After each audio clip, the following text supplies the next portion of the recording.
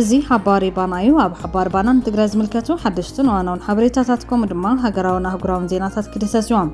ዜናታትና ናብ ኩሉ ክባጻሕ ንቻነልና ሰብስክራይብ ንምድላዋትና ድማ ላይክ ሼር ብምግባር ክትከታተሉና ብኽብሪ ንዓድማ ናብ ቀንዲ ነጥብታት ዜና ዘዕለት ክንሰጋር ካብ መሓውራት ብልጽግና ሓደ ዝኾነ ምሕዳር ከተማ አዲስ አበባ አሸንዳ ኣብ ትግራይ ከይኽበር ብምዕላም ልዕሊ 100 ሚልዮን ከም ዝበጀት ተሰሚዖም ብልጽግና በዓሉ ብዝወልዑ ባርዕ ኣብ ዘዋን ካብ ትግራይ ኣምሓራን ኦሮምያን ዝፍነወሉ ዘሎ መጥቃዕቲ ኣብ ዘይፃወረሉ ብርኪ በፂሑ ይርከብ ክትብል ኤርትራ ፍሊጣ ምስ ኤርትራ ኣብ ከቢድ ወታደራውን ፖለቲካውን ወጥራት ይጸንሐ መንግስቲ ኢትዮጵያ ብወገኑ ድሕርቲ መራሕቲ ጽምዶ ምምዛዞም ዕላው ምዃኑ ጉዳይ ኤርትራ ተወንዚፍ ክጸንሑ ውሳነ መሓላሊፎም ብርክት ዝበሉ ኣዘዝቲ ሰራዊት ልዕሊ 50 ናይ ውግእ ተሽከርከርቲ ብምሓዝ ኢዶም ከም ዝሃቡ ተፈሊጡሎ ብኻሊእ ዜና ድማ ብኢትዮጵያ ሓዊሱ ድሮናት ኣብ ልዕሊ ሰራሕተኛታት ረድኤትን አለይቲ ሓደጋን ዘንጸላልኦ ዘለዋ ስጋኣት ይውስኽ ከም ዘለዎ ድሕብራት ሃገራት ተጠንቂቖም ነዚኣቶም ካልኦት ኣገደስቲ ምዕባልታትን ሓባር ባና ከካፍለኩም የምሳና ጽንሖም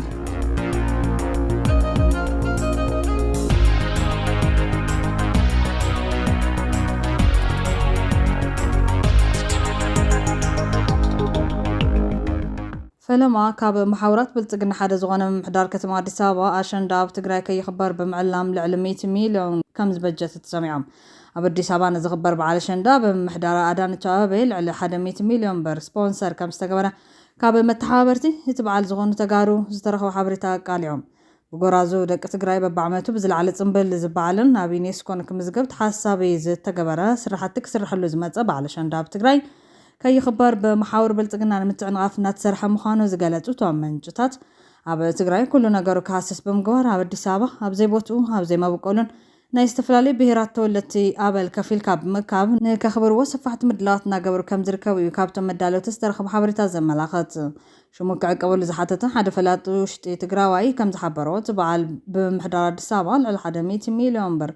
ብሽም ስፖንሰር ከም ዝሃበን ኣብቲ በዓል ዝኽበረሉ ቦታ ድማ አዳነች አቤቤ ናይ ክብሪ ጋሻ ኮይና ብምርካብ መልእኽትን ምትሕልላፍ መደብ ከም ዝተተሓዘላን ዳንኤል ክብረት እውን ክርከብ ምዃኑ ከም ዝተነገሮም ገሊፆም እቲ ኣብ አዲስ አበባ ክኽበር ተሓሲቡ ዘሎ በዓል አሸንዳ ብላዕለዎት መሪሕነት ብልጽግና ኾነ በቶም ኣብ ጓጓ ብልጽግና ዝርከቡ ነባራት መራሕቲ ትግራይ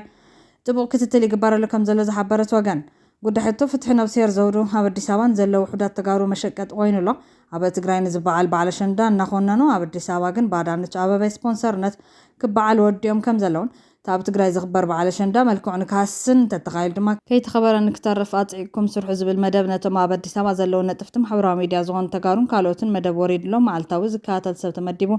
ይስርሐሉ ከም ዘሎ ረድኦም ኣባላት እቲ መተሓባበሪ ኮሚቴ ዝኾኑ ተኸታተልቲ ኣኼባታት ከም ዘካየዱን ብፍላይ ድማ ከም ትፀውዒናዮ ዝፈረሰና ሰላማዊ ሰልፊ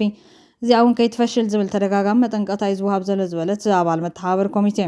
ብፍላይ ድማ ኣብ ትግራይ በዓል አሸንዳ ከይኽበር ንናይ ዘውዱ ምኽንያት ብምግባር ኩሉ ዓይነት ነቲ በዓል ዝዘርግ መንቀሳቐስ ክግበር መምርሒ ወሪዱ ንክስራሕ ይግበር ከም ዘሎ ቃሊዖም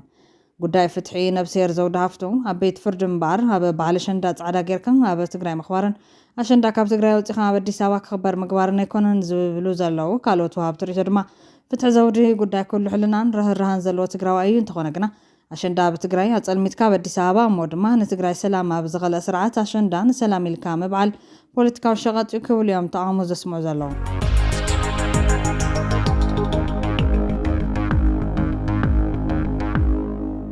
ብኻሊእ ወገን ብልጽግና በዓሉ ብዝወልዑ ባርዕ ኣብ ዘዋን ካብ ትግራይ ኣምሓራን ኦሮምያን ዝፍነወሉ ዘሎ መጥቃዕቲ ኣብ ዘይፃወረሉ ብርኪ በፂሑ ይርከብ ክትብል ኤርትራ ፍሊጣ እዚ ከም ዘሎ ኮይኑ ምስ ኤርትራ ኣብ ከቢድ ወታደራውን ፖለቲካውን ወጥራት ይጸንሐ መንግስቲ ኢትዮጵያ ድሕርቲ መራሕቲ ጽምዶ ምምዛዞም ዕላው ምዃኑ ጉዳይ ኤርትራ ተወንዚፍ ክጸንሕ ውሳነ መሓላሊፎም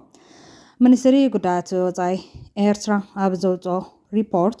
ፓርቲ ብልጽግና ኢትዮጵያ ናይ በዓሉ ዝኾነ ዞባዊ ናይ ምስፋሕ ድሌቱ ንምሽፋንን ናይ ውሽጢ ሃገር ቅልውላዋት ናብ ወፃኢ ንምቕያርን ተጎዳኢ ናይ ምምሳል ፖለቲካዊ ፀወታ ይፃወተሉ ክብል ኣጽኒዑ ኮኒኑ ኣሎ እቲ ሚኒስትር ነዚ ናይ ብልጽግና ፓርቲ ናይ ሚድያን ዲፕሎማስን ዝበለዎ ፍሪ ጂኦግራፊያ በዓለ ወቂዓ በዓላት እውን ምስ ዝበሃል ቤል ብምምስሳል እቲ ፓርቲ ኣብ ልዕሊ ኤርትራ ዘይግቡእ ናይ ጽልን መጥቃዕትን ተረኺ ይፈጥር ከም ዘሎ ኣፍሊጡ ብመሰረት ሓበሬታት ሚኒስትሪ ብልጽግና ፓርቲ ዝሓለፉ 3 ዓመታት ሉዓላውነትን ግዛታዊ ሓድነትን ጎረባብቲ ሃገራት ብጉሁድ ንምጥሓስ ከፈራርሕ ጸንሒ በማል እቲ ፓርቲ ኣብ ውሽጢ ሃገርን ኣብ ኣህጉራዊ ደረጃን ክልተ ዝተፈላለዩ ትሕዝቶ ዘለዎም ናይ ፕሮፓጋንዳ ስልትታት ከም ዝጥቀሙን ገሊፆም ኣብ ውሽጢ ሃገር ናይ ሃገራውነት ኤርትራ ታሪኻዊ ስሕተት እዩ ብምባል ህዝቢ እንትነቃቃሕ ንኣህጉራዊ ማሕበረሰብ ድማ ብሽፋን ዞባ ምትእሳርን ኢኮኖሚያዊ ምትሕግጋዝን ናይ ካልእ ሃገር ሉዓላዊ ናይ ባሕር በር ናይ ምዕባጥ ድሌቱ የንፀባርቕ ኣሎ ኢሎም መንግስቲ ኤርትራ ወሲኹን ዞባና ይሕምሶ ዘሎ ኤርትራ ዘይኮነትስ ባዕሉትን ኢትዮጵያ ገዛ ፓርቲ ምዃኑ ገሊፆም ነዚ ድማ ምስ ሶማሊላንድ ዝተፈረመ ዘይሕጋዊ ናይ ምግዛእ ሰነድን ኣብ ልዕሊ ናይ ሱዳን ሓይልታት ህፁፅ ደገፍ ዝግበር ዘሎ ድጋፍን ከም ኣብነት ኣልዒሎም ብተወሳኺ ብልፅግና ፓርቲ ኣብ ልዕሊ ኤርትራ ናይ ስርዓት ለውጢ ንምምፃእ ዝንቀሳቐሱ ዕጥቃውያን ጉጅለታት የሰልጥንን ናይ ገንዘብ ደገፍ ይገብረሎምን ከም ዘሎ መግለፂ ቃሊዖም እቲ ሚኒስትሪ ዘሓበሻ ኣብ ዝተመልከቱ ናይቲ ሪፖርት መደምደምታ ብልፅግና ፓርቲ ነዚ ኩሉ ናይ ወፃኢ ትንኮሳታት ዝገብሮ ዘሎ ኣብ ክልላት ኣምሓራ ኦሮምያን ትግራይን ተባሪዑ ዘሎ ኩናት ክፃወረሉ ኣብ ዘይኽእል ደረጃ ብምብፅሑ ከምኡውን ኣንፀላሊ ዘሎ ናይ ማክሮ ኢኮኖሚ ውድቀት ንምሽፋን ብምባል ኣፍሊጦም ኢትዮጵያ ናይ $1 ቢልዮን ናይ ዩሮ ቦንድ ዕዳ ምኽፋል ሲና ኣብ ኣህጉራዊ ናይ ገንዘብ ትካል ናይ ዕዳ ምምሕያሽ ኣብ እትልምነሉ ዘላ ኩነታት ኣብ ቀይሕ ባሕሪ ናይ ሓይሊ ባሕሪ ንምህናፅ ምሕላማ ናይ ውሽጢ ፖለቲካዊ ፀቕጢ ናይ ወፃኢ ንምቕያር ዝገብሮ ዘሎ ፈተነ እምበር ናይ ኢኮኖሚ ስትራቴጂ ኣይኮነን ብምባል እቲ መግለፂ ከንቢጦም ምስ ኤርትራ ኣብ ከቢድ ወታደራውን ፖለቲካውን ወጥሪ ኣትዩ ዝፀንሐ መንግስቲ ኢትዮጵያ ብወገኑ ድሕሪ እቲ መራሕቲ ፅምዶ ምምዛዞም ዕላው ምዃኑ ጉዳይ ኤርትራ ተወንዚፍ ክፀንሕ ውሳነ መሓላሊፎም ስርዓት ብልፅግና ካብ ዝሓለፈ ሰሙን ጀሚሩ ኣብ ፅዑቕ ኣኼባታት ድሕሪ ምቕናይ ናብ ኩሎም ካድረታቱን ናይ ሚድያ ሰራዊቱን ጥብቂ ዝኾነ መጠንቀቕታታት መሓላሊፉሎም ሓደ ካብኡ ጉዳይ ኤርትራ ኮይኑ ብመንገዲ ሰበስልጣናትን ሚድያታትን ክውሃብ ዝኸረመ ኩናት ክንውልዕ ኢና ዓሰብ ታሪኻዊ ወደብ ናይ ኢትዮጵያ ዝብል ፕሮፓጋንዳን ወፍርን ብምግታእ ዘይተፀበናዩ ዕንቅፋታት ንግዚኡ ደው ኣቢልናዮ ኣለና ዝብል ሓበሬታ ሂቦም ኣሎ ኣብዚ ሰዓት ጉዳይ ኤርትራ የተልዕሉ ጊዜያዊ ታክቲክ ብምጥቃም ቁሩብ ኣፍኩስ ነብሎ ኣተኪርና ኤርትራ ሕወሓት ንፋኖ ንኦነግ ደገፍ እገዳ ገበረት ኣብ ውሽጢ ጉዳይና ኢዳ ተእትላ ብምባል ሽማ ኣብ ማሕበረሰብ ዓለም ነፀልማ ክብል ድማ ትእዛዝ ኣመሓላሊፉሎ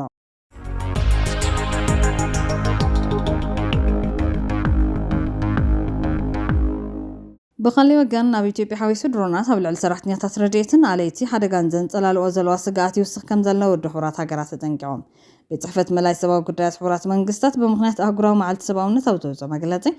ኣብ መላእ ዓለም ኢትዮጵያ ሓዊስካ ዝካየዱ ዘለዉ ውግኣት መልክዖም ብምቕያር ብድሮን ዝፍፀሙ መጥቃዕታት ኣብ ልዕሊ ሰራሕተኛታት ሰብኣዊ ረድኤት ኣዝዩ ሓደገኛን ቀታልን ስጋኣት የንፀላሉ ምህላው ኣፍሊጦም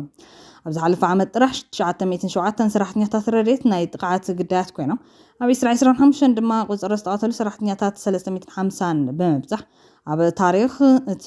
ኣዝዩ ላዕለዋይ ዝበሃል ካልኣይ ደረጃ ተመዝጊቦም ክሳብ ሕዚ 82 ሰራሕተኛታት ረድኤት ክቕተሉ እንከለዉ 97 ቆሲሎም 39 ድማ ተጠሊፎም እዮም ብተወሳኺ 322 ሰራሕተኛታት ምቑሳሎምን 235 ምስዋሮምን ተገሊጹሎም ጋዛ ነተኻትል 3 ዓመታት ሰራሕተኛታት ረድኤት ኣዝዩ ሓደገኛ ቦታ ኮይና ዝቐፀለት እንትትኮን 186 ሰራሕተኛታት ተቐቲሎም 68 ሚታዊ ብናይ ኣየር መጥቃዕቲ ኣብ ሱዳን እውን 71 ሰራሕተኛታት ብንኡሳን ኣፅዋራት ተቐቲሎም ኢትዮጵያ ዩክሬን ሶርያ ሄይቲ ቻድን ካሜሮንን እውን ልዑል ናይ ፀጥታ ስጋት ካብ ዘለዎን ሃገራት ተሰሪዐን ይርከባ ኣተሓባባሪ ሰብኣዊ ጉዳያትን ህፁፅ ረድኤትን ሕቡራት መንግስታት ቶም ፍሌቸርን ኣብ ውሽጢ 3 ዓመት ጥራሕ ካብ 1,000 ንላዕሊ ሰራሕተኛታት ረድኤት ምቕታሎም ብፍጹም ተቐባልነት ዘይብሉ ኢሎ ቴክኖሎጂ ኩናት ክቕየር ይኽእል እዩ ሕግታት ኩናት ግን ኣይቕየርን እዮም በማል እውን ኣዘኻኺሮም ኣብ ሱዳን ኣብ ናይ 2026 ቀዳሞት 4 ኣዋርሕ ንዝበፅሐ 80 ሚታዊ ናይ ሲቪላት ሞት ቀንዲ ምኽንያት ናይ ድሮን መጥቃዕቲ እዮም ኣብ ዩክሬን ሩስያ ኮሎምቢያን ዲሞክራቲክ ሪፐብሊክ ኮንጎን እውን ተማሳሊ ጥቃዓታት ዓብዪ ዕንወትን ሞትን ኣስዒቦም ውድብ ጥዕና ዓለም ኣብዚ ዓመት ጥራሕ ኣብ ናይ ጥዕና ትካላት 639 መጥቃዕትታት ምምዝጋቡ ኣፍሊጡሎም ዓመታዊ ኣብ ነሓስ 19 ዝኽበር ኣህጉራዊ መዓልቲ ሰብኣውነት ኣብ 2003 ኣብ ኢራቅ ባግዳድ ኣብ ዝርከብ ሆቴል ብዝበፅሐ ናይ ቦምባ መጥቃዕቲ 22 ሰራሕተኛታት ሕቡራት መንግስታት ህይወቶም ዝሳነሉ መሕዘን ኣጋጣሚ መበገስቲ ገበሩ ዋና ጸሓፊ ሕቡራት መንግስታት አንቶኒዮ ጉተሬዝ ዘይሓቅን ዘየጣጥሕን ሓበሬታታት ምዝርጋሕ ናይ ገንዘብ ድጋፍ ምጉዳልን ናይ ረድኤት ፈጣን ኣቅርቦት ምጋድነት ስራሕ ኣዝዩ ኣፀጋሚ ከም ዝገበረ ብምግላጽ ኣባላት ሃገራት ንድሕነቶም ኣብ መላእ ዓለም ን87 ሚልዮን ሰባት ንምብፃሕ ዝሰርሑ ዘለዉ ሰራሕተኛታት ክሕልዋ ፃውዒት ኣቕሪቦም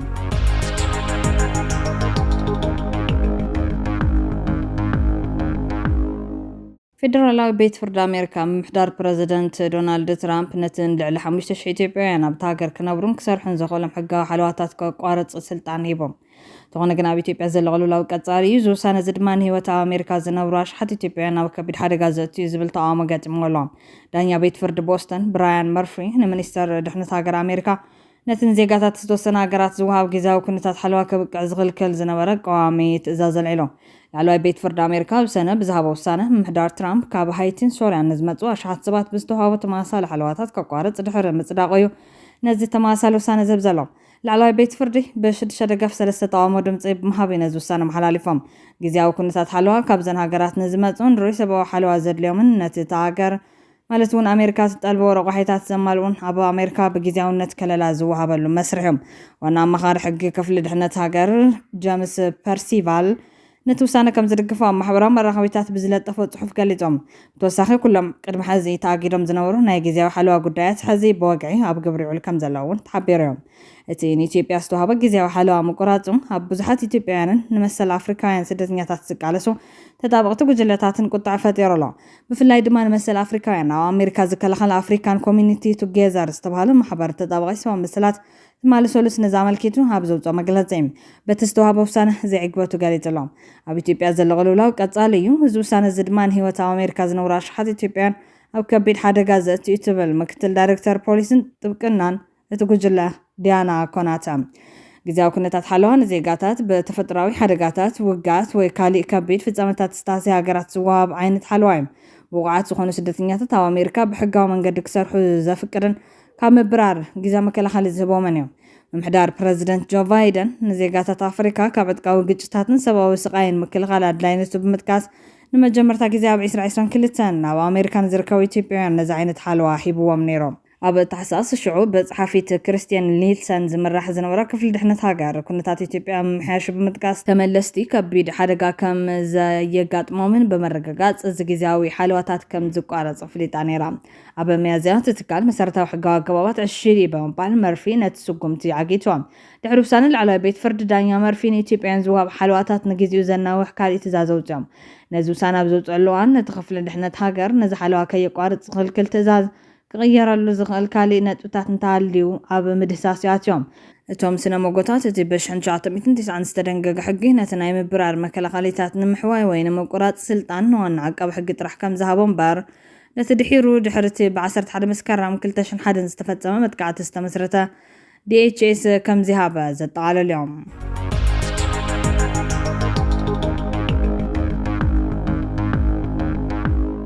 ብርክት ዝበሉ ኣዘዝቲ ሰራዊት ልዕሊ 50 ናይ ውግእ ተሽከርከርቲ ብምሓዝ ኢዶም ከም ዝሃቡ ተፈሊጦም። ኣብ ሱዳን ካብ ሓይልታት ደገፍ RSF ዝተፈለየ ሓድሽ ጉጅለ ናብ ሰራዊት ሱዳን ኢዱ ከም ዝሃበ ተገሊጾም። እቲ ጉጅለ ኣስታት 50 ዝኾነ ናይ ውግእ ተሽከርከርቲ ሒዙ ከም ዝኾነ ተሓቢሩ ኣሎ። ብተመሳሳሊ ድማ ሚኒስትር ምክልኻል ሱዳን እቲ ሰራዊት ኣብ ዝተፈላለዩ ናይ ውግእ ግንባራት ዓብዪ ዓወትና መዝገበ ይስጉም ከም ዘሎ የፍሊጦም። ኣብ ውሽጢ ሰራዊት ሕሜት ዝረአ ዘሎ ስድራቤታውን ናይ ዓሌት ምሕደራን ዝተቃወሙን ኣመራርሓ ብተደጋጋሚ ናብ ሰራዊት ሱዳን ይጽንበር ኣሎ። ብተወሳኺ ማዕኸን ዜና ሱዳን ትሪቡን ኣብ ዘውፅኦ ዘብጻብ ሰራዊት ሱዳን ነታ ብሓይልታት ቅልጡፍ ደጋፍ ትውነነን ርሑቕ ርሕቐት ትኸይድ ድሮን ኣብ ክልል ሰሜን ኮርዶፋን ብሓይልታት ፀረ ድሮን ሰራዊት ሱዳን ተወቂዓ ወዲቓ።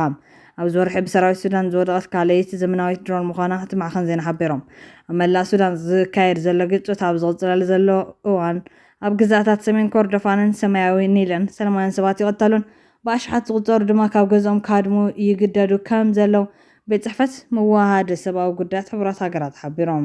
ሰበስልጣን ግዛኣት ሰሜን ኮርዶፋን ኣብ ዝሃብዎ መግለጺ ብ14 ሓሳብ ታርእሰ ከተማ ግዛኣት ኤልኦበይድ ንደቡባዊ ምዕራብ ትርከብ ከተማ ኣራዳ ዝተኻየደ ግጭት ልዕሊ 10 ሲቪላት ከም ዝሞቱን ካልኦት ድማ ከም ዝቆሰሉን ሓቢሮም። ኣብቲ ብ14 15 ናሓስ ዝተኻየደ ግጭት ልዕሊ 4200 ሰባት ካብ ኣራዳን ከባቢያን ከም ዝተመዛበሉ ኣህጉራዊ ውድብ ስደተኛታት ገሊፆም። ኣብ ሰሜን ኮርዶፋን ኣውስኸ ዝኸይ ዘሎ ዘይምርግጋዕ ንጻዕርታት ረድኤት ኣዝዩ ዕንቅፋት ብምዃን ሰብኣዊ መሻርክቲ ኣብ ዝዋን እዚ ምስ ለበዳ ሕማም ሽሮክ ዝቃለስ ዘሎ ከባቢ ኣልማዝሩብ ንጥፈታት ደው ከብሉ ደሪኽዎም ኣሎ። ኣብ ግዛት ሰማያዊ ኒል ዝሓለፈ ሰሙን ኣብ ከተማታት ጋይሳንን ኩርሙኩን ኣብ ከባቢን ዳግማይ ግጭት ኣብ ዝተለዓለሎ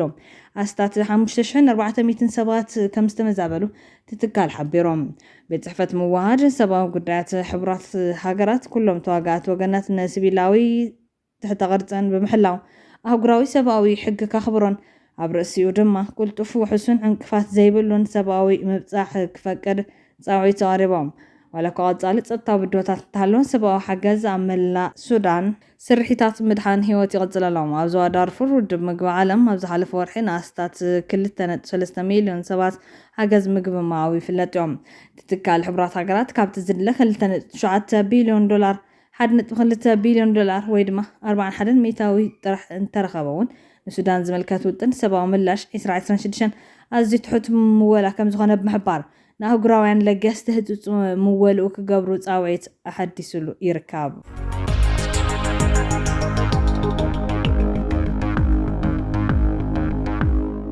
ኣብ መወዳእታ ሓይልታት መንግስቲ የመን ኣንጻር ዕላማታት ሁቲ 133 ስርሒታት ከም ዘካየዱ ተጋሊጾም። ዕጡቃት ሓይልታት መንግስቲ የመን ዓቕምን መርገፅን ጉጅለታት ሁቲ ኢላማ ብምግባር ኣብ ውሽጢ ዝሓለፉ 24 ሰዓታት 133 ወታደራዊ ስርሒታት ከም ዘካየዱ ብ18 ነሓሰ ገሊጾም።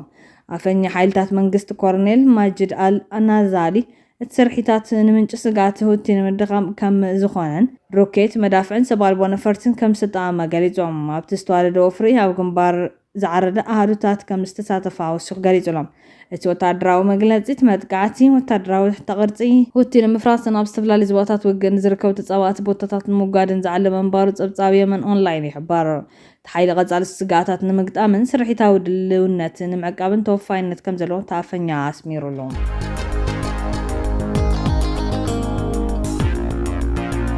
ፍትዋትን ክቡራትን ቤተሰብ ሓባር ባናም ነዚ ዕለት ዝሓዝናዮም ሓበሬታታት ኣብዚ ከንቢትና ንቻነልና ሰብስክራይብ ንምድላዋትና ድማ ላይክ ሼር ብምግባር ቤተሰብ ሓባር ባና ኹኑ። ሰላም